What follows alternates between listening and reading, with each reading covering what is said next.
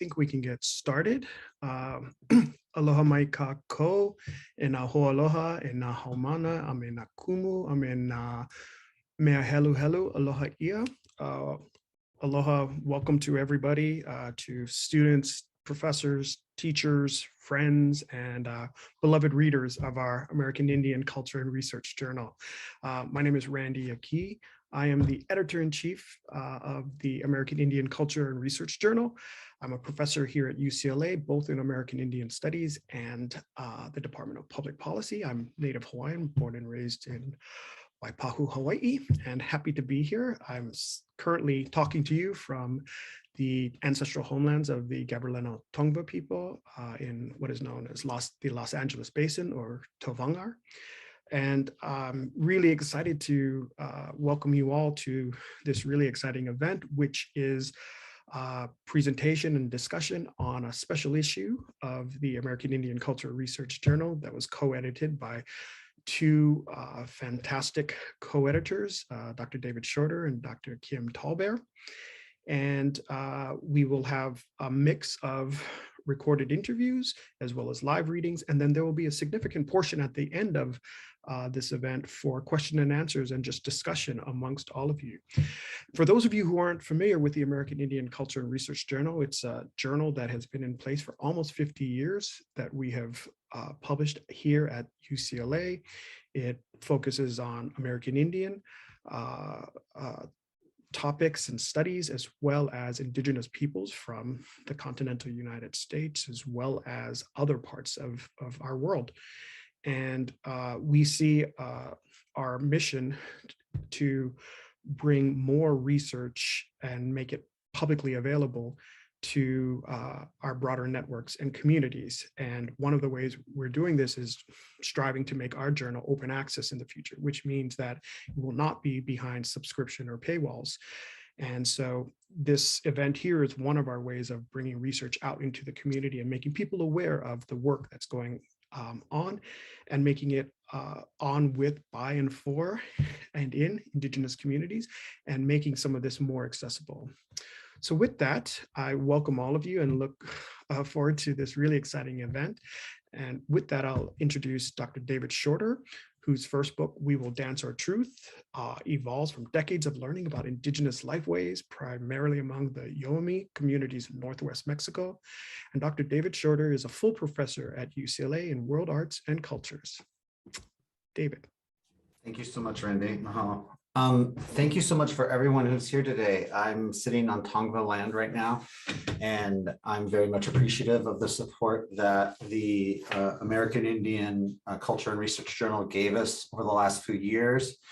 I came to this project, as you might read inside the actual journal, from a kid living very much close to the Mescalero Apache Reservation and having family on and off Indian lands there, while also having a father who worked top secret for the government doing reverse engineering on UFO crash site material. So I was, as a child, somewhat coming to terms with what it means to be an American in the US Southwest near the Mexican borderlands, but also very much an Indian country. And so when it came to proposing a panel for NISA, Native American Indigenous Studies Association, in 2018, it dawned on me that these issues were going to be really fertile to talk about a range of issues. And I reached out to Kim Tallbear and said, hey, do you want to take this working group project and take it into a conference panel presentation?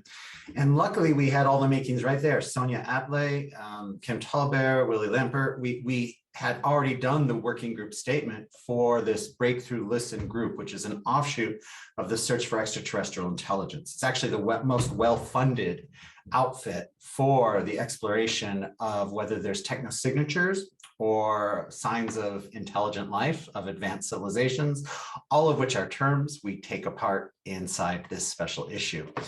Now, let me just jump to the ending there. What are the terms that we sort of were struggling with? It was quite amazing. Between 2018 and the actual publication of this, we realized that the contact zone, extraterrestrial topic, the search for intelligent life, it became a focal point to really understand settler science more broadly. And that's how the title came into being for our special issue. Joanne Barker did the cover for us, and the images that we've been posting on Twitter for the last 6 weeks are so incredible. Thanks to Joanne Barker, a Lenape scholar and artist whose last book, Red Scare, just came out 3 weeks ago. So thanks to Joanne. I want to save time here by giving just a shout out to the words that Kim Tallbear and I wrote in the intro, where we say, listening, watching, surveying, penetrating, extracting, studying, owning. These are a series of triggering actions that have been continuous throughout Indigenous histories with others, specifically with colonizers.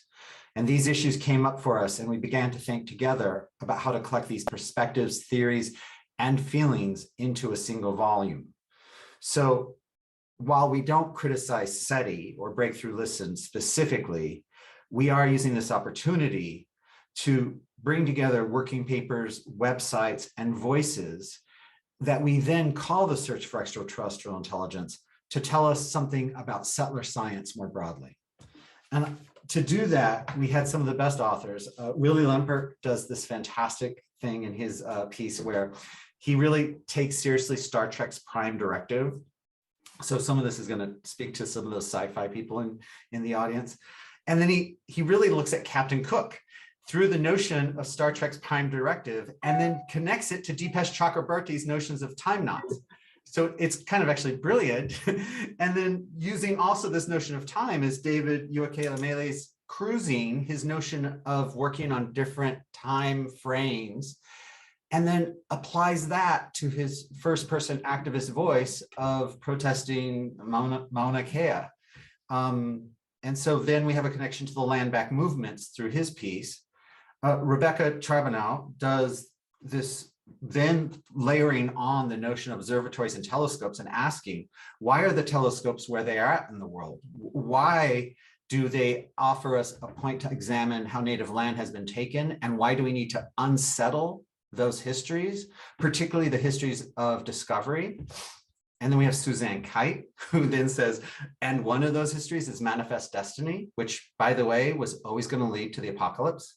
So what other options do we have besides an apocalyptic ending to Manifest Destiny? In order to get there, we have to reorientate ourselves to the relations that we have with both humans and other than human persons. And she really draws upon Lakota ontology to get to these arguments that she makes. Fantasia Painter has this amazing piece which asks if close encounters have been taking place of either the first, second, third, or fourth kind, on whose land have they been taking place? Isn't it all Indigenous land? And so therefore, do ETs offer us the possibility of breaking through some different binary besides just Indigenous and settler? And where do settlers fit then inside the context of a third non-settler, non-colonizer view? It's a really brilliant piece, which is, you're going to hear a little bit more about her in a bit. And then lastly, it was such a treat to break outside of the scholarly voice that we often think of when we think of academic journals alone. And we have Kim Tallbear's embodiment of a persona that she created years ago and has spoken through in some of her, I think, TP confessions, but without a doubt, you want to stay for this next half hour because she's going to read directly from her piece for us in the embodiment of Is, which is an Indigenous person who is in a polyamorous, or you might want to say non-monogamous relationship with a Western scientist. And she then has to find herself asking, how do we relate and what kind of boundaries do we draw among ourselves for our own protection? So I went over slightly 5 minutes, but I really felt it was important for those of you who have not read the journal yet to get a sense of all that it contains. It also has great book reviews in there as well. Thank you so much to Randy and the American Indian Culture and Research Journal, particularly the staff who worked so hard to get this publication to light, as well as to make this event possible. Gracias muchos. I'm going to now actually go to the video that we recorded previous. For those of you who did not know what you were joining us for today, We have actually pre-recorded videos with a couple of the authors, and then we're going to have an open forum at the end after those. The first one is with the special issue author Fantasia Painter on her article G-Men, Green Men, and Red Land, Extraterrestrial Miscreants, Federal Jurisdiction, and Exceptional Space. And this interview was something that I took with Fantasia several weeks ago. David, just to clarify, can you see the video right now? I can you? Okay, great. I'm going to play it. Great. Hi, Fantasia. Hi, David. So glad that you can make this time with me. For those of you who are watching us in this interview, I am speaking with Fantasia Painter. She is the author of G-Men, Green Men, and Red Land, Extraterrestrial Miscreants, Federal Jurisdiction, and Exceptional Space, which is in the special issue that I co-edited with Dr. Kim Tallbear. It is one of the most amazing pieces in the journal, at least for me, because I come from the Southwest, and you take up the issue of cow mutilations, which was something that was actually happening. Kind of a great thing to get your proposal, but anyway, thank you so much for making time for us today. Oh, thank you so much for having me, David. I'm honored to be a part of this special issue, and I'm really excited to be here with you today. So where are you at now? Like what position are you in, and what's going on in terms of are you working remotely, or where are you? So I am technically in Davis. I'm currently a UC President's postdoctoral fellow in history at UC Davis, go Ags, and where I'm calling from and where I'll be starting in July of 2022 is UC Irvine, where I will be starting as an assistant professor in the Department of Global and International Studies. Perfect. I love it. And where is your research in general? Because I'm assuming a lot of people who are doing pieces on UFOs and aliens, that isn't their main gig. What is the bigger project? So my research broadly sits at the intersection of Native American and Indigenous studies and the study of borders and boundaries. So my current book project, titled Bordering the Nation, Land, Life, and Law at the US-Mexico Border and on Indigenous Land, a mouthful, investigates the construction of intra and international borders on Indigenous land in what is today known as Southern Arizona, starting in the 19th century to today. Wow, that's going to be incredible. I just love it. I love the confluence of topics that you're working on, something very close to my heart, working with a bordered community like myself. I have to ask though, like, since you weren't part of the original working group, which was Sonia Atley and Willie Lemper and Kim Tallbear, and we went and did this sort of advisorial role to Breakthrough Listen, which was a SETI affiliate. After we put a call for papers, that's when you got involved. So what was the relationship between this larger project and something as weird as UFOs and settler science? Okay, I love this question. I'm so glad you asked it. So I came to this essay and the research it's built upon in a roundabout way. And it all began, as many good things do, with beloved 1997 film Men in Black, starring Will Smith and Tommy Lee Jones. Stay with me, stay with me. So the opening scene, it takes place on a fictional 2-lane highway in Southern Arizona called State Route 375. It's nighttime in the desert. See my background. It looks a lot like the indigenous lands and landscapes I write about in my book. So in the scene, there is this windowless red van that drives up to and pulls over at a group of Border Patrol cars that are obstructing the road. And after recognizing and briefly speaking with the driver, Border Patrol discovers a group of 10 or 12 people in the back who have presumably just been smuggled across the US-Mexico border. So as the undocumented border crossers file out of the van, this black car pulls up and the men in black step out. Agent K, played by Tommy Lee Jones, tells Border Patrol, "We'll take it from here." He then, I know this is a long way to go for a short drink of water, but stay with me. He then speaks to each of the border crossers who are at this point standing in a line on the side of the highway and he discovers that one of them doesn't speak Spanish. So he dismisses everybody else and tells the Border Patrol agents kind of in this famous line, "You fellas can hit the road, keep protecting us from the dangerous aliens." And later in the scene, we find out that what we thought was an undocumented border crosser is actually a fugitive extraterrestrial named Mikey. Right. And so you've seen the film.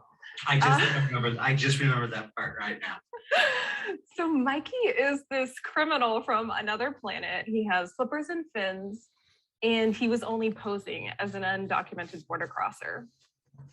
An alien to Earth posing as an alien to the United States. So this scene, right, that takes place at my current that doesn't take place at my current research site, led me down this massive academic rabbit hole to try to understand the doubling that's going on here. And I was interested in two things. At a basic level, I was interested in the relationships and resonances in the cultural or national imaginary between the alien, as in the extraterrestrial, Mikey, and various cultural figures. So in this film, in Men in Black, it's the immigrant. In others, it's the colonizer, the invader, the missionary, even the native. And I'm talking about Avatar. And it turns out there's like a lot of really smart people thinking through and publishing on these same questions. I love reading. I love my job. On a deeper level, and one closer to my work and to the essay I offer in the issue, what struck me about this scene is not only how aliens are imagined in terms of the law, in this case through the terms of international turned interplanetary immigration law, but also how the jurisdiction of the alien is imagined to play out. So the Men in Black represent the secret organization that's both inside and outside of the government with unlimited jurisdictional power. And I was really interested in, or I wondered how these spaces of sovereignty, right, are incorporated or incorporative. And so incorporation, or like the delineation of land and authority in the US-Mexico border lands, it's something that I'm theorizing in my current book. So, and I think a lot of people will recognize it as a very Native American studies line of inquiry. But to fast forward a little bit and to get to the primary material of the essay, while researching the topic, I encountered what I call in the piece, the Cattle Mutilation Archive, a collection of FBI files released under the Freedom of Information Act and available online through the FBI Vault, which is like so wild, look it up when you have a chance. And the files concern a national string of cattle mutilations in the 70s, which you were just talking about, and you grew up around. Yeah. And we're talking about like thousands of cows in 21 states dead under, to use a technical term, hella suspicious circumstances. Yep. And many people believed and still believe that aliens were to blame. And the best part about the Cattle Mutilation Archive, okay, no, that sounds bad because I'm talking about dead cows. Right. What I mean to say is I knew I had to write about it because I found that initially FBI officials didn't have the authority to investigate at all. Much of the archive concerned negotiations over FBI jurisdiction, but ultimately it was decided that the FBI could investigate mutilations if and only if they occurred on Indian reservations on recognized Indian land. Wow. So like Indian land in this archive emerges as the condition of possibility for like the official federal search for the alien. Yeah. So in the archive, I had federal jurisdiction, Indian land as an exceptional space, and the construction of borders and boundaries. That's my bread and butter. Plus aliens, which Right. I mean, as fictional interventionist characters, like from these other worlds, they lend such clear insights into the anxieties and hopes of the national imaginary. Yeah. And I'm usually getting at that in terms of imagined and racialized subjects and subjectivities. But this was even better. Like, how cool is Right. that? Right. And that's one of my actually favorite parts of your piece is that I think it's about 75% of the way through this essay. You have this line where you say it's interesting to imagine that if aliens from another planet do land on Earth, there's a probability they're landing on a reservation or Indian land. And then it's like a semicolon or something. And then you're like, but even if they're not on a reservation, they're still landing on Indian land that's occupied.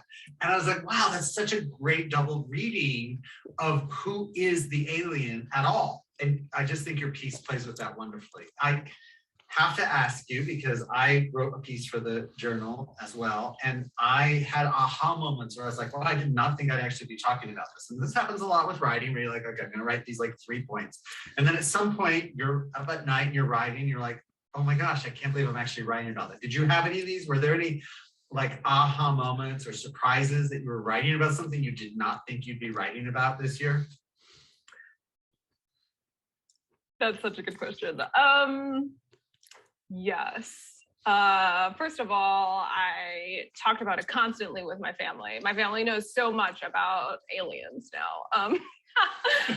But okay, without too many spoilers, I do have some really big feelings about this research. I will say that because federal agents were limited by their jurisdiction and the actual investigation files in the archive are authored by local police, those folks saw some gnarly stuff.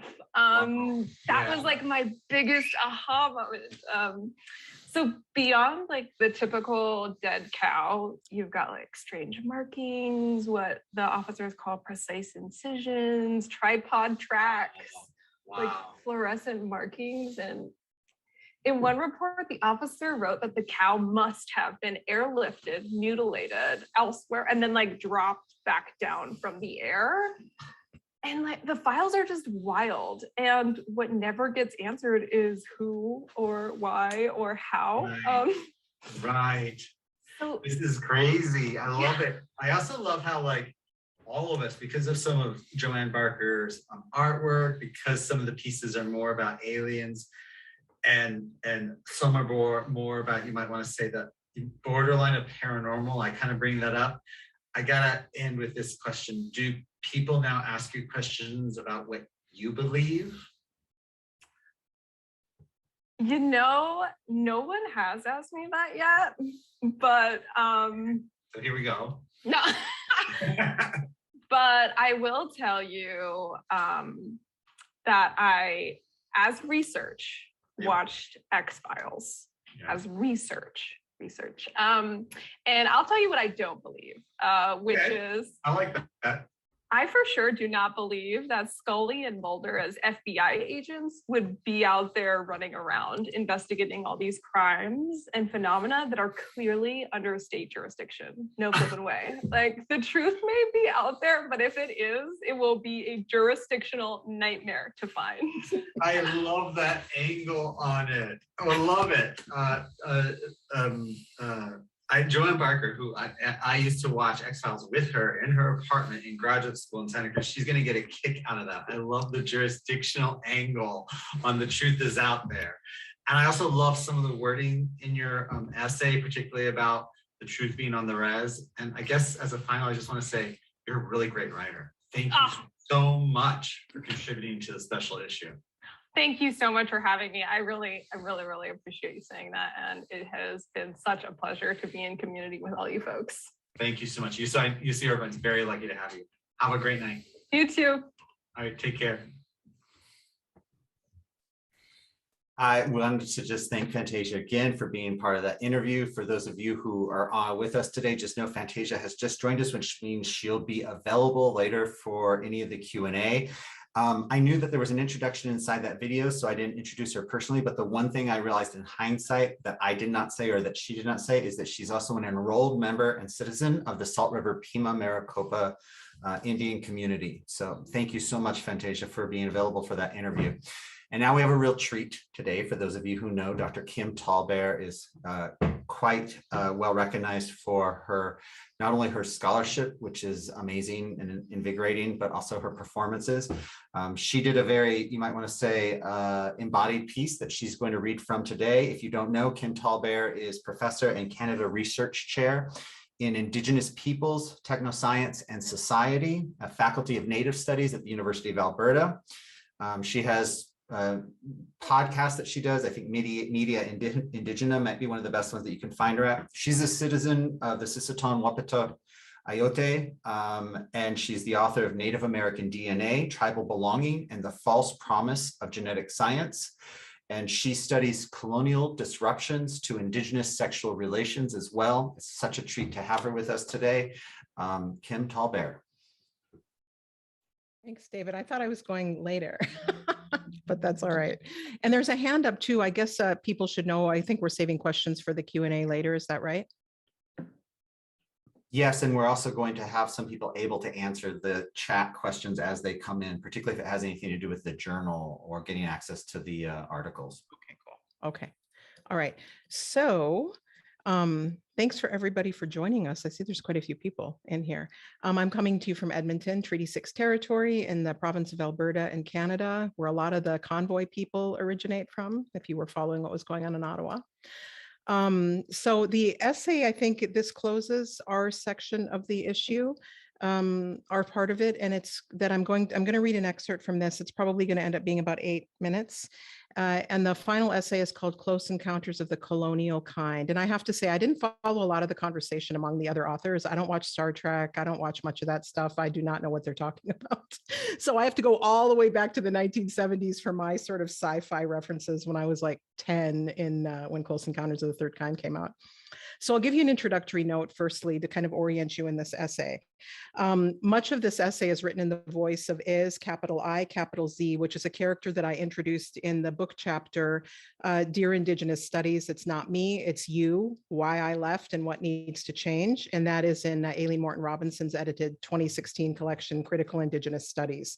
And Is, this character that I'm speaking from or out of the mouth of, represents the evolving field of that began as American Indian or Native American studies in the US in the second half of the late 20th century. Today, a later disciplinary iteration, Critical Indigenous Studies, is representing a coming together not only of US-based, but multiple Indigenous self-determination and sovereignty political movements around the world, wherein Indigenous scholars began to define the terms of their intellectual engagement with universities. And that was a quote from Aileen Morton Robinson's intro to that 2016 collection. So this is a much longer essay, and I'm really looking forward to being able to do it somewhere. I haven't done it yet, but I'm going to skip ahead to the kind of final ethnographic vignette that pieces of that I have in this essay.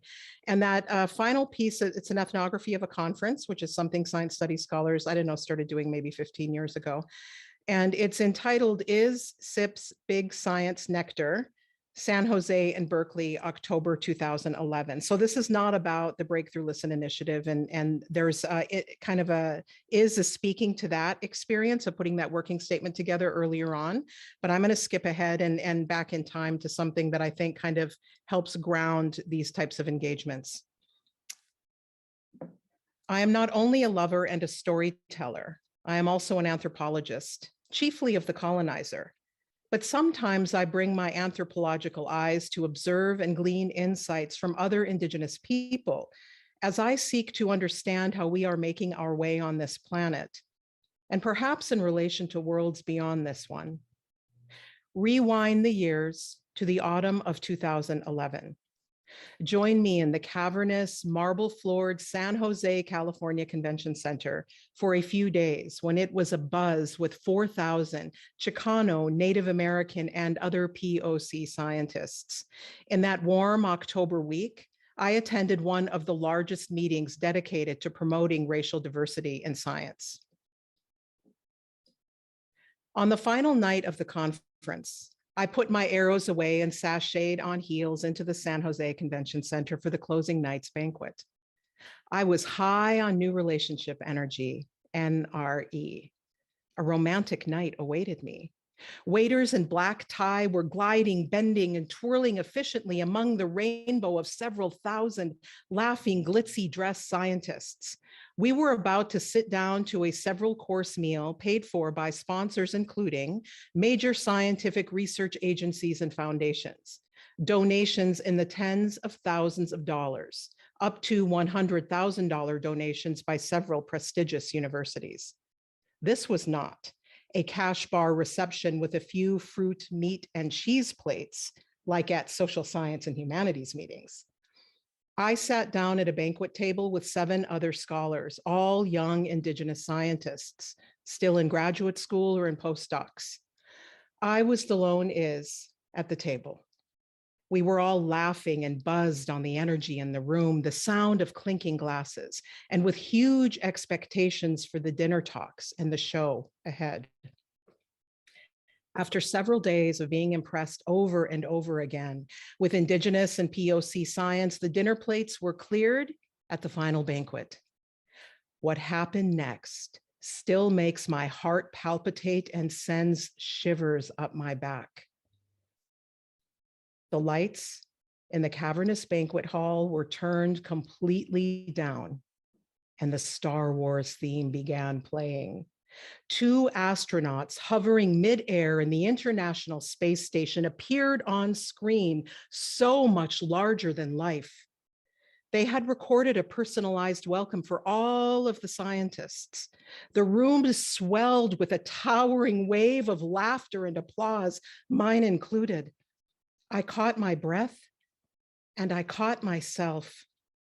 I understood like never before how intoxicating can be the nectar of big science and technology.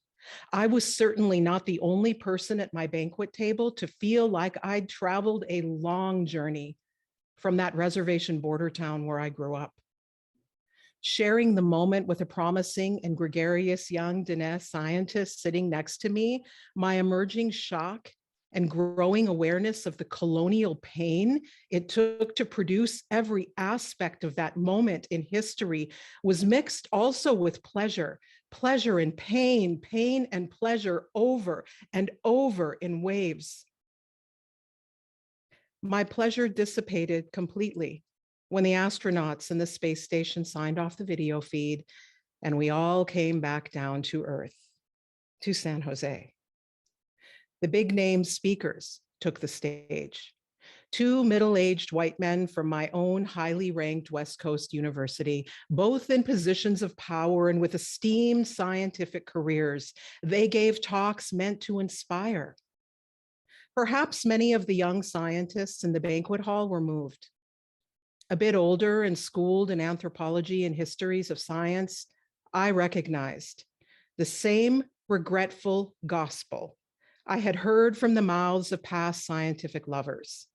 From those white ministers of science on stage, I heard the driest King James-like version of universal knowledge, unencumbered by any reflection on research institutions, centuries of violent explorations and discoveries.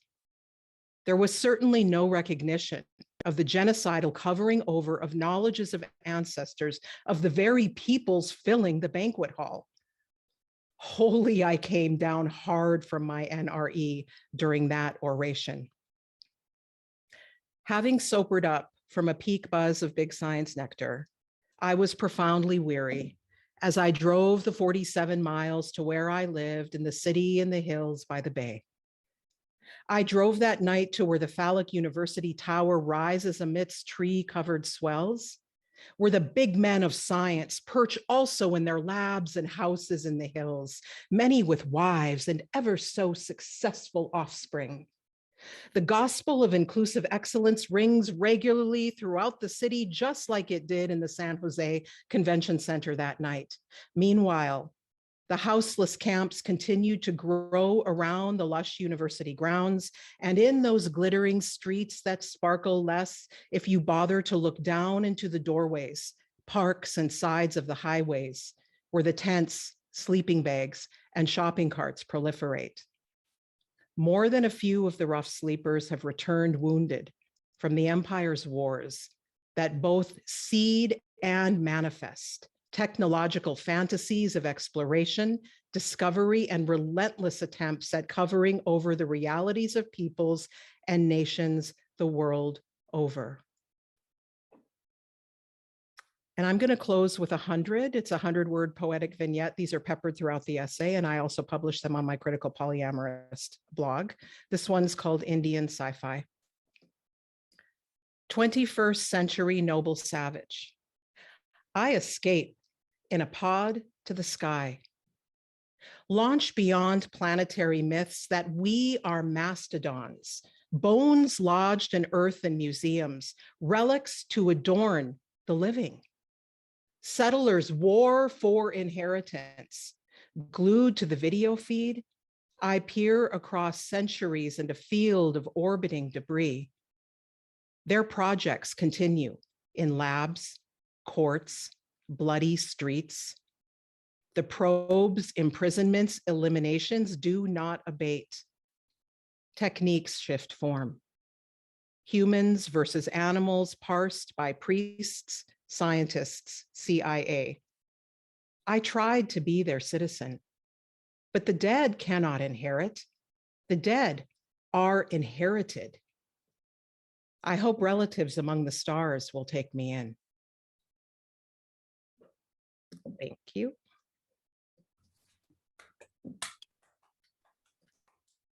Thank you so much, Kim, for making time for today and for all your work as a co-editor of this special issue. One of the reasons I really feel like Kim should go before we get to David's piece is because Kim's story is so personal that it accentuates in some ways the stakes. And due to the recent publication of this special issue, I was invited to work on some curations with some, you might want to say, very, very, very, very STEM orientated people so they could bring us to the same conversation table. And I said to the organizers, these are not always nice conversations. We actually disagree very seriously about what's being talked about when we talk about discoveries or exploration. And one of the STEM scientists in the room said, well, for example, what is it, would you say is the bottom line of what you're calling settler science? And I said, well, we say it pretty quickly in the introduction to the journal, which is things aren't things sometimes. What you see as non-life is not necessarily what Indigenous people see as life. And his response was, well, then you're wrong. And we got to say wrong when we see wrong. And that's the way those conversations are taking place. I wanted to lead that as a means to say what serious issues there are, and these are hit right on the head with Ua Keamale's piece on being late, cruising Mauna Kea, an unsettling techno-scientific conquest in Hawaii. And if we could please play that video. So I am here with, and I'm going to attempt to pronounce your name correctly because I know I've practiced in the past, and then you correct me if I'm wrong. I'm here with Uahi Kea Maile, assistant professor at the University of Toronto. And how did I do on the pronunciation? Did great. Okay, good. And we are here to talk about, your pronouns are? He, they. Okay, he, they, and I'm she, her. So about his article in our special issue of the American Indian Culture and Research Journal that David Shorter and I co-edited, and the title of that special issue is Settler Science, Alien Contact and Searches for Intelligence. And Dr. Maile's article in that special issue is called On Being Late, Cruising Mauna Kea and Unsettling Techno-Scientific Conquest in Hawaii. And it is a complicated but fascinating article. Well, I don't know, I thought it was kind of complicated, but maybe others who are more internal to the conversation more. And the article is theorizing in some interesting ways, and Dr. Maile will talk about that, the actions at Mauna Kea to protect the mountain, the work of settler astronomers in attempting to build telescopes and do work there that is in conflict with Indigenous caretaking of that land. And so I've got a couple of particular questions, and it's been a few months since I read the whole article, but I went back and looked at it today. So I'm going to start with the first question about this article. What does it attempt to do? Why is this work important to you? And then why is it important for Indigenous studies as a field? These are great questions, and mahalo for asking these questions to me, Kim, Dr. Tallbear, and for inviting me to participate and working with me along with David, Dr. Shorter on this. This has been truly fun and hard at the same time, but really rich. So the article centrally is a critique of what I call and term Haole techno-scientific conquest, while simultaneously analyzing the movement, the Kanaka Maoli-led movement, the Native Hawaiian-led movement to protect our sacred mountain Mauna Kea from the development of the 30-meter telescope at the northern plateau of Mauna Kea. And so what I mean by Haole techno-scientific conquest and my critique of it, first of all, I think necessitates what I mean by Haole techno-scientific conquest. And so how I understand conquest and techno-scientific conquest is regarding the telescope observatories, particularly extremely large telescopes, as their scientific term is. It's such an innovative term, extremely large telescopes, and their functionality and science case for exoplanet research. Exoplanet research is a twofold study in astronomy that centers on the search for planets outside of our solar system, hence exoplanet or extrasolar planet, as well as the attempt to discover and classify forms of life, extraterrestrial life, alien life on these planets outside of our solar system. So on one hand, this form of conquest is about making contact with non-human forms of life, but also about finding an Earth analog planet that humans can inhabit for settlement and colonization. And so that's what I mean by techno-scientific conquest. And I specifically qualified as Haole techno-scientific conquest because of the unique formation and assemblage of techno-scientific conquest in Hawaii. We have two mountains, two different islands, Hawaii Island and Maui Island, sacred mountains, Mauna Kea and Haleakala, that both have massive amounts of infrastructure for telescope instrumentation and observatories. Actually, across the way on Hawaii Island from Mauna Kea is the Mauna Loa mountain, which has a telescope instrumentation as well on that mountain. So it's a very unique assemblage of Haole techno-scientific conquest, which is specifically run primarily by white settler men. So the article is a critique of Haole techno-scientific conquest, but it's also a focus of the critique from the movement itself. And so I've been organizing and coordinating in the movement as a Kanaka Maoli community member, as someone who has relations to Mauna Kea and Hawaii and my Lahui Hawaii. And so I've also been interested in the ways that Hawaiians have unsettled Haole techno-scientific conquest. And at the same time, like you mentioned, taking care of our relationships with Mauna Kea as an animate, existent, and relative. Mm-hmm. So that's what the article does. It's important to me because Mauna Kea is, as I just mentioned, a animate, vital, existent to our people, and we are related to it as it is related to us.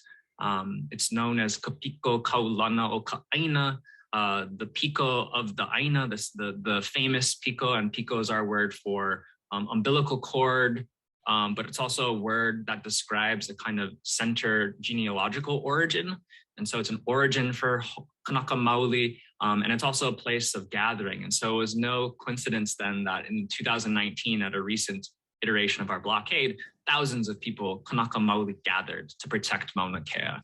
So it's an important site and relative to us. And so the article, to answer your last question, I think has a really important novel methodology and method, and that is writing the land back. So it's a method for Indigenous scholars working in Indigenous studies in our own movements to protect our lives, our lands, our sacred sites, and our sovereignty. And so writing the land back is important in the article because fighting for land back also requires the documenting and the writing of the movement itself from folks within it, not from folks that are armchair experts. Right. So that was a question I had. And if I remember from reading the article, I mean, it totally makes sense the way you're saying it. And I probably should have gotten it, but I wasn't exactly clear what writing the land back meant.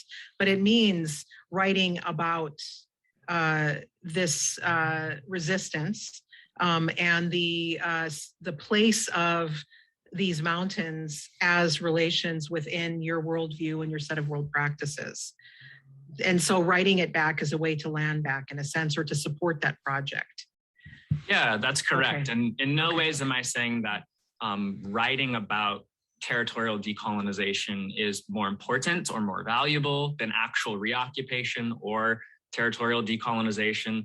But this is why I think it's a novel method as well as a kind of framework, because it's a way to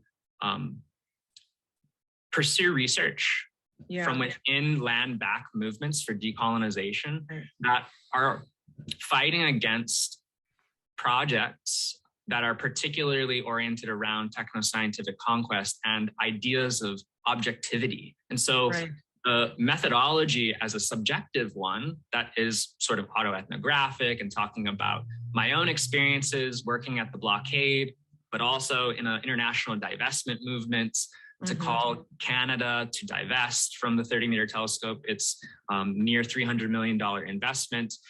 You know, there are front lines everywhere, and there are so many of us in Indigenous studies that are working on multiple front lines. And I think it's important for those to narrate our experience at the same time as landing really important critiques, especially of projects that purport to be searching for absolute scientific truth, when in fact it's really hiding the ways at which there are subjective ideas about whose truth matters more. Right. And I'm thinking too about I just thought this was really methodologically interesting, which is why I'm glad you addressed what writing the land back means, right? I think it also does something where it's collapsing that divide between, but in a way where you can still make a case that this is rigorous peer-reviewed research, right? Which is, we know that's what we're, that's the language that we in a sense have to appeal to, right, in the academy. But there's a way in which you're collapsing that divide between, you're not using Indigenous people in your community as informants at all. You're there among them doing this work. And in a sense, when you're writing the land back, they're also the theorists that are informing this work. They're not informants as much as they're theorists and thinkers. Absolutely. And this, so for Indigenous studies, then, why is this important for our field? Did you see? I'm thinking about what is Indigenous studies usually. I mean, just to, disclose my agenda, which I don't think there's enough grappling with the role of science and technology in governance, and governance is central to Indigenous studies. Well, do you want to say more about that or something beyond that? Yeah, so beyond just thinking about this as a kind of novel method and methodology, which I think is important for the field of Indigenous studies, and I mark it out in my article specifically as important for critical Indigenous studies, and I think that that's a valuable distinction that I make and, probably talk a lot about in this short time that we have, but I will not go there completely. I think it's important in the sense that as a Indigenous political theorist myself, someone who works within Kanaka Maoli movements for decolonization, deoccupation, demilitarization, that is tethered to these other fields in interesting ways. I believe strongly in advancing movements in my research and in thinking, like you just mentioned, about how movement builders and movements themselves are theorizing. And so that's how I'm coming to this idea about haole technoscientific conquest. And so in the work itself, I try rigorously to demonstrate through the movement and through an analysis of the movement what that is and what it looks like. But also at the same time, certainly this is a essay that is important for Indigenous studies to think about how science is a discipline, especially in its Enlightenment sciences and natural sciences like astronomy, that is not neutral, that is not just seeking objective truth, but in fact is weaponizing our ways of being, our ways of knowing, valuing and valorizing places like Mauna Kea in ways that are appropriating Indigenous Hawaiian worldviews for ends that are actually quite nefarious, like colonization in space, or the way that alien life is valued over Kanaka Maoli life. And that this form of natural science, which is mapping itself in a kind of settler scientific way through Haole techno-scientific conquest in Hawaii, is particularly objectionable because it's an attempt to turn away from our relations on Earth by valuing possible relations in territories or planets away from our solar system and non-human life away from our solar system. And so it's an old trope of attempting to scientifically find the next frontier and settle it that depends upon the colonization on Earth of Indigenous peoples, our territories, and our lands. And so that form of natural science, astronomy, astrophysics, and cosmology is manifesting in a particular settler colonial and capitalist way on Earth. And it's important, in my view, for Indigenous studies to think about how science, settler science, is nefarious in these sorts of ways, not just discursively, but materially. And we also, as Kanaka Maoli, have our own kinds of technology and science related to Mauna Kea that doesn't require the conquest of other forms of life or other planets in order for our planet to thrive. So yeah, it's not only pushing back on settler science or colonial science, but it's also foregrounding and centering Indigenous ways of doing science that have more relational frameworks. So we've used up almost all of our time because this is so fascinating. So in 1 minute, can you talk about what's next for you, both in your scholarship and activism? How's that for a challenge? What's next is I'm working on a book, and one chapter of the book is dedicated to my research on the 30-meter telescope in Mauna Kea and the movement against the 30-meter telescope being built at Mauna Kea, in a larger criticism of what I term settler colonial capitalism and trace throughout the book. So it's a book that's doing historical research to think about the ways that capital has greased the wheels of colonialism in Hawaii, and specifically in the late 1830s and early 1840s through money, monetary taxes, and exchange value. And the latter half of the book looks at two contemporary sites for thinking about manifestations of settler colonial capitalism, and TMT and Mauna Kea is one of them. For organizing, there's so much going on. The pandemic has, in many ways, exacerbated the bureaucratic nightmare that is the 30-meter telescope and our organization against it. However, we have also finally trained ourselves during this time to be better prepared for the next round, if you will, of this fight. And so right now, the Canadian astronomical community and the US astronomical communities have both agreed that TMT is a #1 priority. And there is a process with the National Science Foundation now to evaluate a near $1 billion grant that would really inject more capital into TMT. That process will take a few years. And so we'll be at each step of the way along that process, calling on NSF in the United States to not build this 30-meter telescope, or to not fund it, and to ensure that our consent, or our lack of consent, I should say, is heard. Thank you. I want to do an extended panel on this now so we can have an even longer conversation. Thank you, That'd be lovely. Martin. Yeah, I appreciate it. It's been great to work with you. You as well.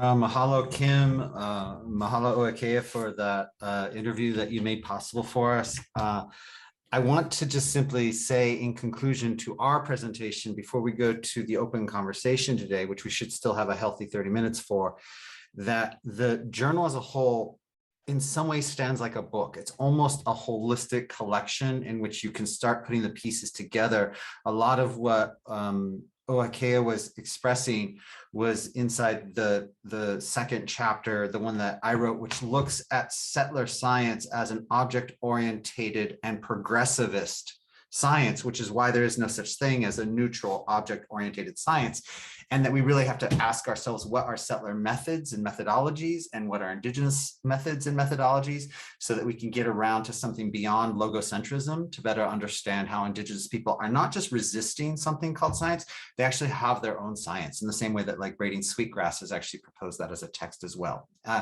Again, I want to thank the editor-in-chief, Randy Aki. Thank you so much for making this event possible, for suggesting it, for working with the staff. Thank you so much, Pamela Peters, Pamela Greenman. Thank you for all the authors.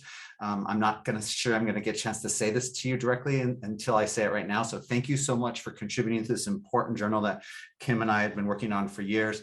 Thank you to Sonia Atley, who couldn't be here today and who was a member of our original working group, and to Joanne Barker for her original artwork. Many of the authors are here. I don't think Suzanne Kite is, but I think the rest are as members of this panel. So please feel free to, if you want, look at the table of contents that Randall Aki had posted inside the chat. See if there's anything inside those texts you'd like them to extrapolate on. And then I'm going to hit both the question that was posed with the hand up by Lilium first, and then go to the question that Roger has posted in the chat. But anyone else, feel free to use your raise the hand function to get in order. Okay, Lilium just lowered her, so that's fine. Okay, I think this first one is for you. It's Roger. Roger, did you want to propose it yourself, or? Sure, that'd be great. Thank you. Great. Okay, so I am an instructional designer in Long Beach, and my clarifying question was about writing the land back. And it just starts with just trying to understand for myself what that involves. So does it mean being with activists in land back movements? I don't have any experience there myself. And leveraging interviews and observations from their movements in research. Hi, Roger. Thanks for this question. Mm-hmm. The methodology and method that I write about in this article, in the special issue, which again, mahalo to David, to Kim, to everyone with the editorial team, to Randall. It's great to be in a place, a electronic virtual place all together to say that, and to say mahalo nui loa ya'oko. And to get back to my answer to the question, as both a methodology and a method, it does a few things, which I already discussed with Kim, but I'll just re-clarify, I suppose. As a methodological approach, it frames research by scholar organizers and activists. And in that, I reference other folks that are quite busy writing the land back, even though they perhaps are not referring to it in that sense. But by naming it and labeling it a methodological approach, my hope is to name and label a orientation for future generations of land defenders, of mountain protectors, of water protectors, who are also engaged in scholarly research and academia as part of these movements for decolonization, as a part of the communities that are articulating the terms, the self-determining sovereign terms of territorial decolonization. So it's a novel methodology in that way, I believe, for folks like myself and others. I'm thinking about Tlingit scholar activist Ann Spice, Lakota historian Nick Estes. I'm thinking about my colleagues, Kanaka Maoli scholar Iokepa Kasumbo Salazar. These are all folks that have already been doing this hard work, and it is hard work because it is not exactly as the question asks, Roger, that writing the land back is in terms of method, right? In terms of method of analysis, of data collection and actual analysis and interpretation. It isn't about being with activists in land back movements and leveraging interviews and observations. I didn't do a single interview with any activist in the land back movement at Mauna Kea. And I think if you read the article, you get a sense of what I mean by that. And in many ways, as Kim was asking in the interview and what I'm doing in the article, is actually the opposite. I am the native in some ways studying the colonizer as a part of this methodological orientation, which is I'm also writing about my experience in an international divestment campaign. I'm here in Tkaronto in Dish with One Spoon Treaty Territory of the Haudenosaunee, the Anishinaabe, the Mississauga, the Huron-Wendat. And at the University of Toronto in Tkaronto are some of the most influential Canadian astronomers on the 30-meter telescope project and who have been influential for decades. And so when I left Mauna Kea, when I left the blockade, I moved and relocated to Toronto. And I started to stare down St. George Street towards the Department of Astronomy and Astrophysics and asked myself, should I go talk to these faculty? And I did. And so a lot of my observations there enter into the analysis and are reiterated in the analysis of the article. And so even in that sense, I'm not doing like formal interviews, but these are embodied experiences of working on unsettling Haole technoscience in some sense globally and transnationally. And so writing the land back is a methodology, it's a method. It's about identifying the constant struggle for territorial decolonization by and for Indigenous peoples, as well as working on writing through that struggle by and for Indigenous peoples. Yeah, I'm actually going to be using your piece in my research methodologies class in the spring as I teach research methods to graduate students, because you are adding something new to the table. It's not just using other methods. It's actually assuming that there's an intersubjective relation between the land and the movements that we're in and the work that we're supposed to be doing. It's making the neutrality kind of disappear as a fake myth of science. And I love your piece for that. I also, just because you didn't say it, want to say to everyone who's in this room, there is a postdoc available to work on the development of Indigenous political science methods and research projects at University of Toronto with Maile, right? That's right. Come work with me at the University of Toronto in political science. Awesome, thanks. All right, so the name on this next question is Luke's.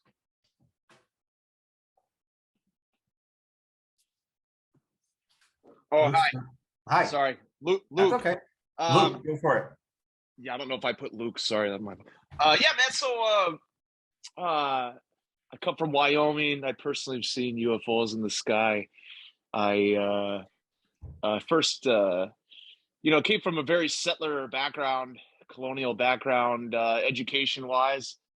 I started a journey all alone in Montana State University while studying cinema there, and started diving into Native American cinema as a study, and made a lot of interesting friends there, and started this long journey of a love affair, I guess, with Native peoples from all types of tribes. And there's so many origin stories, and even all these origin stories seem to tie back to coming from clay or being molded by gods and becoming man. And in the scientific community, when you bring up God or things like that, it's always kind of a messy subject for some to grapple with. But this is the kind of questions I really love. So do you have any thoughts on alien, influence on the creation of man, but from a scientific point of view? From a scientific point of view, I don't, but I know that there's 4 people in this room who are really aware of their Indigenous stories of, you might want to say, proto-humans or other than humans. In the tribe that I worked with for 27 years, they had a sense that their ancestors went underground, and some of them went up into the sky, and that relationship is still pending. They're going to come back together. So that's from the Yome people of Northwest Mexico that I work with. And I know that there's similar across the Southwest. Does any of the panelists want to talk about from their own tribal stories or Indigenous stories about that? Original or originary myths? I know Rebecca looked at it a bit. Suzanne's not here, but she would have had some, I bet. I can put a link. I don't talk about that specifically, but I can put a link to an essay I wrote in Gene Watch in 2013, where I talk about the ways to think about indigenous quote unquote origin stories alongside scientific origin stories, and to focus on the materiality or the relationality of different beings across time and place. And it helps us think about why we don't necessarily have to reconcile those things. And I mostly wrote it for scientists who are so literal and mutually exclusive in their truths. Anyway, I'll put that link in the, it's a partial answer to your question, not the most sexy or fun answer, but it's kind of an answer. No, but that's exactly what I'm looking for. I think it's an interesting question, at least to postulate in a discussion like this, which is, you know, I remember in my biology class, it was like, well, all humans, something happened right here at 10,000 years ago. But then it's like, okay, well, we have stories of indigenous people from saying, hey, we're hundreds of thousands of years old. So there's all these timelines, and you're right. I think like landing on a specific answer is not really, it's like kind of just like opening up the scientific mind to say, hey, there's possibilities that we're not even aware of. Like even like, to me, like an alien thing that you know, you get put as like a conspiracy weirdo, but like I think that amongst my own people there's aliens, and I've seen them, you know. And so it's like, and what I mean by my own people is white people.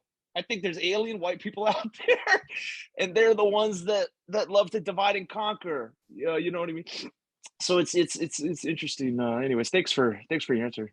Yeah, thanks for offering the question, Luke. There's something that we talk about inside my Alien Psychics Ghost class, that one of the things that the sort of lens of alien and alien contact brings to the forefront is this ability to see that Native people have been telling stories that go so far back that in some ways it's almost humorous when science has some sort of theory. It's almost as if, we've been saying this for generations and generations and generations. So that's a key component that's come up too, which is what counts as contact. We're talking about people who have stories from the land that are about contact that predate even what we might want to say is, you know, scientific stories of contact. Mo Quirk. Hi, yep, that's me. Hi, I'm calling in from Wangal Land in so-called Sydney, so it's very early here, so sorry if I'm not completely coherent. I was really interested in what Dr. Miley, Yes? sorry, I missed the pronunciation of your, oh, sorry. Go with what? Somebody's unmuted, I think. Yeah, we're gonna mute everyone, and then you go ahead and unmute Mo Quirk. Great. Go for it. There we go. So I was really interested in what Dr. Miley, sorry, I missed the pronunciation of your last name. What you said about appropriating Indigenous knowledge and colonization for the colonization of space, and valuing alien life and alien knowledge over Indigenous life and Indigenous knowledge. A little bit of background, I'm a PhD student and I'm writing about cryptids in North America and how they stem from European misinterpretations of regional Indigenous knowledge and Indigenous concepts. And I just wanted to ask if you had any like kind of related reflections on what you talked about regarding, I guess, kind of quote unquote terrestrial supernatural stuff like unknown animals and cryptids and that sort of thing, and also kind of the more broader terrestrial supernatural stuff, because I really am interested in that, in the idea of like Indigenous knowledge versus, I guess, Western European like STEM knowledge. Yeah, this is a good question. I don't actually have a great answer for you in this particular question that you're asking. In terms of translation, I can say one thing, and then in terms of a different kind of translation, I can say another thing. On one hand, what I was referring to in the interview is the appropriation of Hawaiian language in particular, and Hawaiian language meanings and understandings and ways of knowing that then get mapped onto the naming of celestial phenomena, right? Like dark holes and other kinds of things and stars, as a way to buffer the colonialism that is taking place in terms of scientific conquest in Hawaii on indigenous lands, right? So it's a kind of classic case of, cultural recognition and multicultural sort of liberal reappropriation of indigeneity as a way to funnel and marshal forms of violence that get hidden in the names of these different things like po, vehi, and whatnot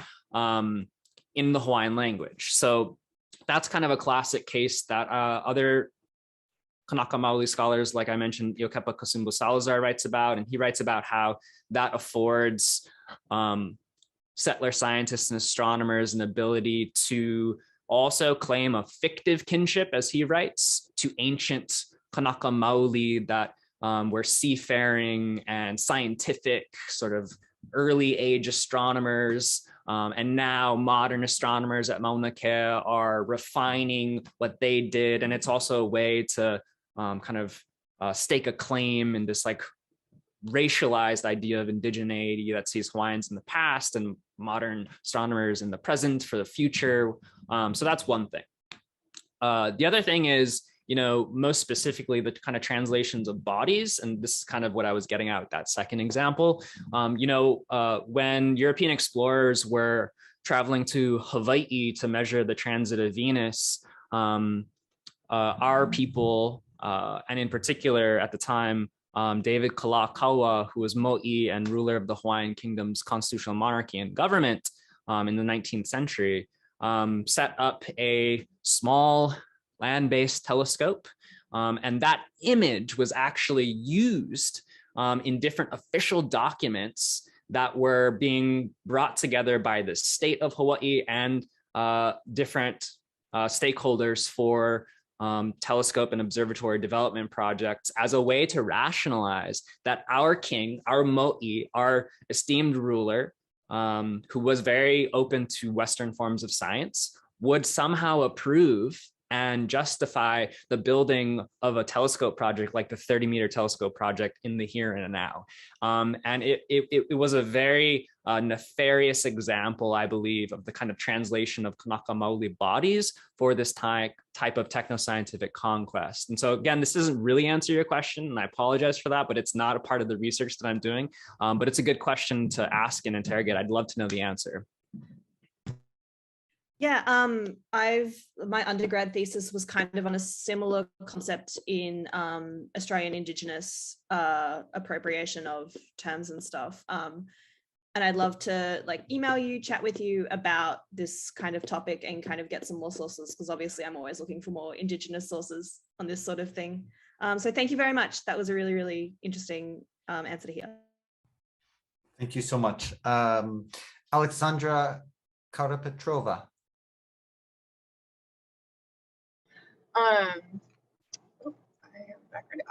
Yeah, thank you for the talks. I am a PhD student at UC Riverside, which is on Kauai, Tongva, Serrano, and Lucino tribal lands. And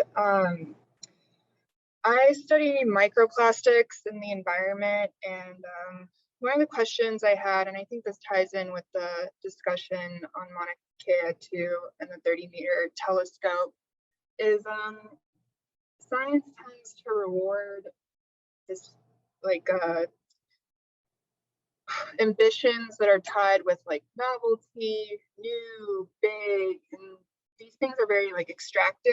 I think it's pretty obvious, but one thing that I'm trying to seek and learn is how, and anyone can comment, how do you practice care in such a extractive discipline? I mean, yeah, sometimes, yeah, it might not be possible, but yeah, I am reading Pollution is Colonialism, but I haven't finished it, so, but I think that's where I'm coming from.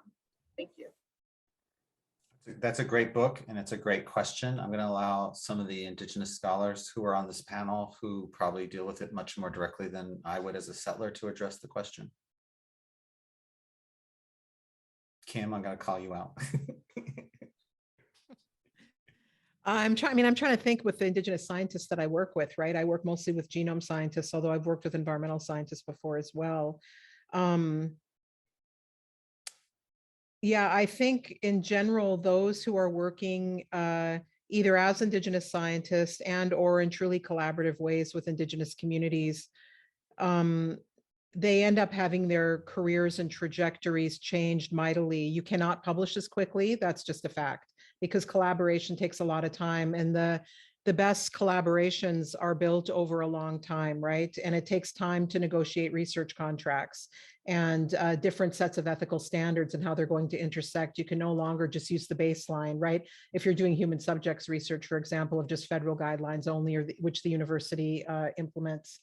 And so a lot of the scientists I've seen, they're doing their work to run their labs, but they're also putting a tremendous amount of time into mentoring. Some of them actually do end up going off and specializing more in the ethical side of things and the policy side of things, but they show themselves willing to have their careers shaped not only by their own curiosities or maybe some of the other priorities in science, but they reorient their priorities in part towards what communities are asking them to do.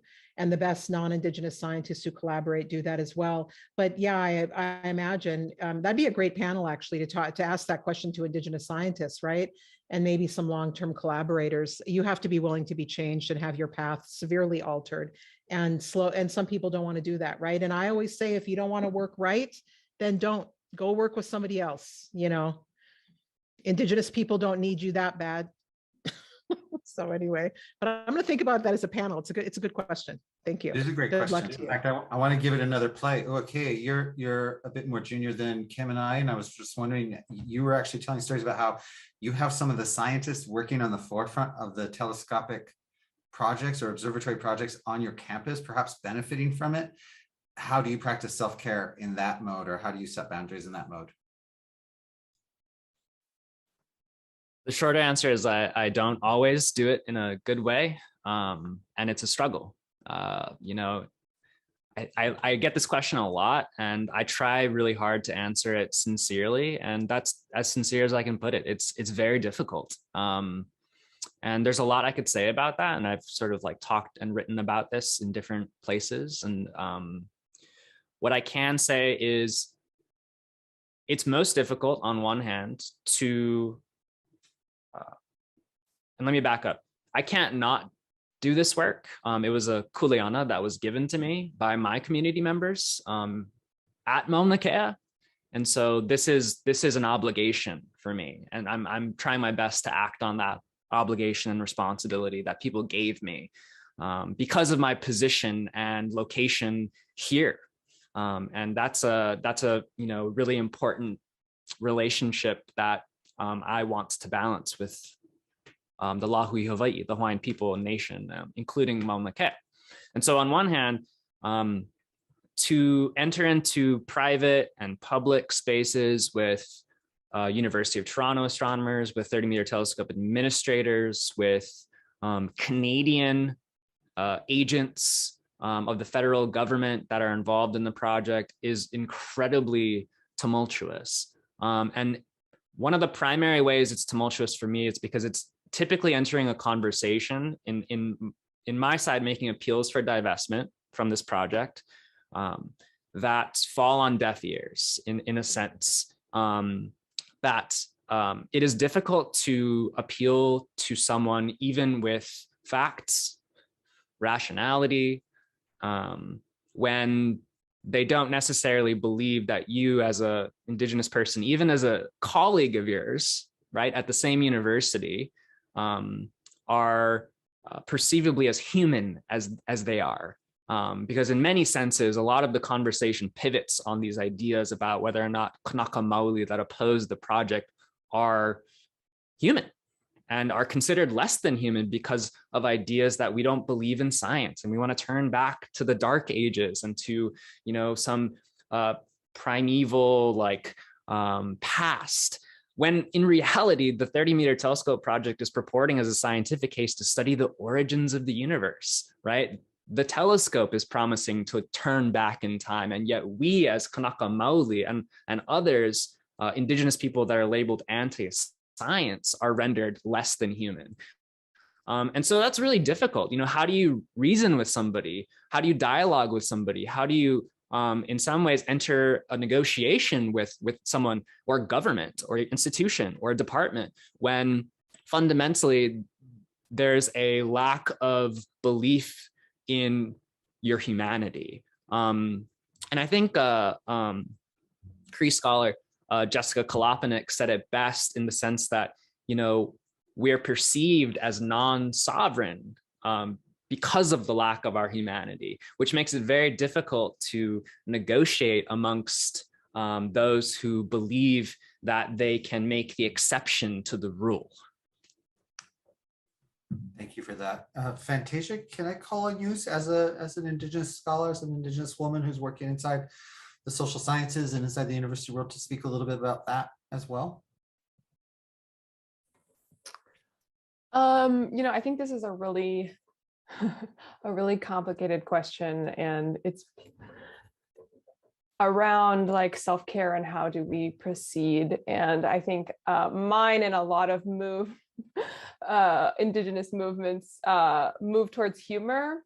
And also, like, I think it's like the piece I provided, I like to find these kind of moments of, what do I want to say, contradiction or ridiculousness and things like that. And then, yeah, I don't know. It's a really hard question. It's a really heavy question, right? Like, how do we survive as Indigenous people in the social sciences where I am? And I think a lot of it is, staying in community, staying grounded with the folks who matter, and getting in that grandma time and remembering that not only have we been here since time immemorial, but we are actively part of imagining those futures that we cannot yet see. And so I don't have any good answers, just only big feelings. Thank you for sharing that. I'm going to ask a couple of questions of Rebecca and Willie, but I do want to get to Caroline first, just in case that there's a lack of time. Caroline, can you ask your question succinctly? Yeah, so I may be coming into this from a different space than everybody else, so I apologize if that's a problem. But I'm an astrophysicist. I study exoplanets, and I teach a class on the search for extraterrestrial life. And so I was really struck by Dr. Charbonneau's work in this piece on thinking about like who speaks for all of us in a human sense, and how do we choose if we put messages out there on behalf of humanity. And so I teach my students about this as well. So I was just wondering if you could reflect a little more on that, and also on how we as science educators can bring some of this Indigenous science into our classrooms in the search for extraterrestrial life when we teach that as well. Thank you so much for your question. And I'm happy, I recognize we're limited on time here. So if you would like to email me and talk more about this, I work a lot with scientists and how to bring in interdisciplinary perspectives in the classroom. So I'd love to chat with you more. But to address your question, and for those of you who aren't familiar with my work, I kind of came into this subject through the back door. I'm a historian of science at the Harvard-Smithsonian Center for Astrophysics. And my main area of research actually was in Cold War radio astronomy. In particular, I was looking at the military-industrial complex and how radio telescopes, which are the instruments that are used in SETI, were also being used by the intelligence community, right? So scientists were both listening to extraterrestrials and also listening in on each other as they collaborated either across the Iron Curtain and even within their own nations, on their own peoples. And in the process of doing this, I became familiar with a scientist named Nikolai Kardashev. He was a Soviet astrophysicist, and he was describing extraterrestrial civilizations in terms of a kind of a unilinear progressive scale, technocratic, this expansionist civilization. And as I was reading his descriptions of what he imagined aliens to be like, I realized, I was like, he's writing about the Soviet Union. This is a fantasy. This indicates Soviet desires. And that got me thinking, to look critically at SETI theories about alien life. And as I did that, I recognized that what they were really doing is, so subconsciously, they were describing their own world. And because it was largely settler scientists in the United States and the Soviet Union that were coming up with these theories, they were actually doing a fantastic job of describing settler science, kind of surreptitiously. And so that's how I got started in this area. And it is, I think, really revealing of the fact that this is an incredibly undemocratic world. We have really put the scientific technocratic power into very few people's hands. And there's actually another scholar who I actually think is in the audience, and I hope she doesn't embarrass me for pointing her out, but Catherine Denning has written also a lot about this, and I highly encourage you to look at her work. She wrote a great piece on how one of the issues in SETI is that there's a lot of difficulty in engaging with other disciplines, and that even when they do so, they tend to do so in an incredibly superficial way that ends up kind of going back in time and misusing humanities theories. So for example, Catherine has studied social evolution and how SETI scientists have utilized social evolutionist theories, kind of like Kardashev did. And they tend to, again, have this very basic grasp that ends up reproducing some like really terrible things like social Darwinism, like unilineal evolution. And so it's, that's kind of where I would recommend that you start if you want to start engaging critically in interdisciplinary approaches to this topic. But again, I'm happy to talk more with you personally if you'd like. Thank you so much for asking that question. I want to just simply say, in response to that, Professor Denning's work is amazing, and she was a reader of my piece. She does not, of course, take any responsibility for the outlandish things I said and my illogical comments in there. But when we talk about SETI, it's very hard to know who we're exactly talking about. It's oftentimes a loose affiliation of people. So sometimes we mean lowercase and sometimes we mean uppercase. And not all SETI, you might want to say, affiliated scientists are the same. And Dr. Denning is at the forefront of really questioning some of SETI's own practices and trying to raise the bar to make sure that there's conversation across the disciplines. So thank you for bringing that up, Rebecca. Willie, you write about SETI. Are you still in the meeting? I want to give you, if you are here, are you here? Yeah, okay. So you're muted now, but let me just say from the very beginning, Willie was one of the first working group members. He's now with us on perhaps the last event that we've got scheduled for this. I want to make sure that his voice is heard as well, because he's been an interlocutor from the very beginning. He was the person of the original working group who was at Berkeley for the Breakthrough Listen actual session. He was the only one of the four who was there. So I want to make sure that he's brought into this conversation now.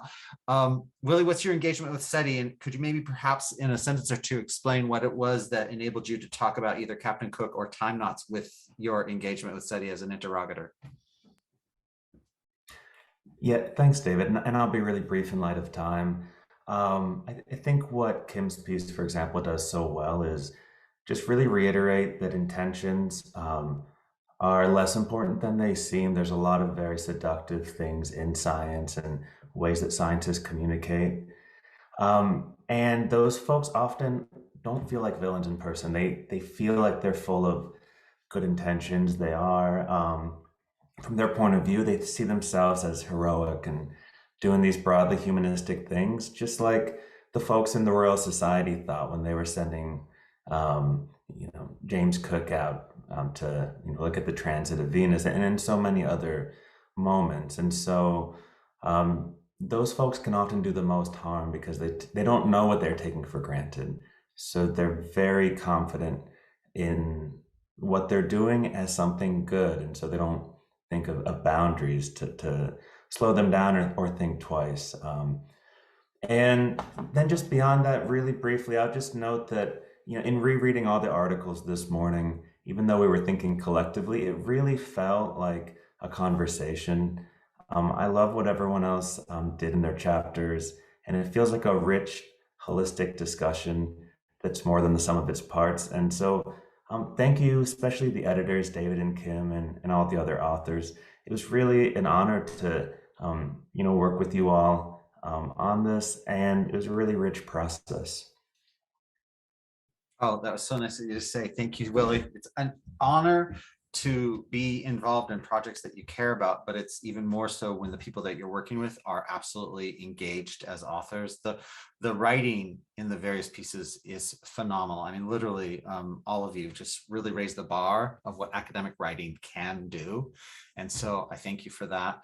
And I mean, Kim in that as well, even though I think of her as a peer and a friend all the way back to graduate school, like her writing here is really pushing the boundaries of what gets inside academic scholarship and what's worthy of thinking with.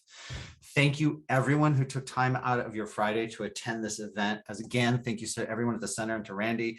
We're going to try to end this no more than 2 minutes late. So if you want, email shorter@ucla.edu and I will get a copy of the transcripts for you. We have posted in the chat room where you're going to be able to find links to this actual recording of the event as well as the interviews. And to everyone, have a great weekend and a great spring. I know the world is tough out there, so practice self-care and stay vigilant. Be an activist in your life 24/7. We'll take care. Mahalo to everyone. Take care. Thank you.